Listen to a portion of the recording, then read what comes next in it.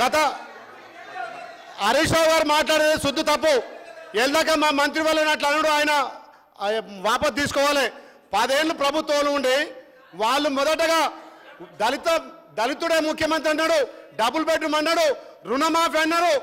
ఇవాళ 2 ఎకరాల భూమి అని 3 ఎకరాల భూమి అన్నాడు.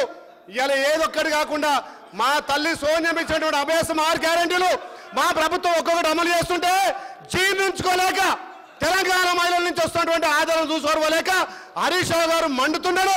మీరు తెలంగాణ ప్రజలు అసెంబ్లీలో చీకొట్టిరు, పార్లమెంట్లో జీరోకి వచ్చిరు. మా గౌరవ ముఖ్యమంత్రి కళ్ళల్లో కళ్ళు పెట్టి చూడాలని ప్రతిపక్ష నాయకుడు ఏడబట్టుకునే ప్రతిపక్ష నాయకుడు ఆ రోజు మైక్రో ఉంది ఏనాడు కూడా ఊహించలే ఇలా మీడియా బయటకు వస్తాని. అలాంటి ముఖ్యమంత్రి చీల్చు చెండాడుస్తాని ఏడబట్టుకుని ముఖ్యమంత్రి, మాజీ ముఖ్యమంత్రి మీరు ఒకటే. మా గౌరవ ముఖ్యమంత్రి చేసే కార్యక్రమాలు తెలంగాణ ప్రజలను విమర్శించి పార్లమెంట్లో మాకు 8 సీట్లు ఇచ్చారు. ఇలా బీజేపీలు బతుకుంటే కానీ వాళ్ళ శవ ఆమె దానం చేసుకుంటే వాళ్ళకి ఆ శవ వచ్చింది తప్ప మీరు ఎక్కడ గెలవాలి. అధ్యక్ష ఒకటే, ఇవాళ గ్రామాలలో రెవెన్యూ వ్యవస్థ మొత్తం పోయింది అధ్యక్ష. విఆర్ఓ వ్యవస్థ తీసేసారు, విఆర్ఓ వ్యవస్థ తీసారు.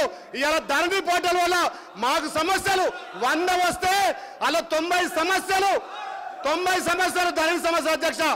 మా ప్రభుత్వం వచ్చిన తర్వాత రెవెన్యూని ఆలోచన చేస్తుంది, ధరణి ఆలోచన చేసి ఇలా గ్రామాలలో సమాచారం లేకుండా విఆర్ఓ వ్యవస్థ నాశనం చేసి ఇలా ధరణి మొత్తం నాశనం చేసి అధ్యక్ష.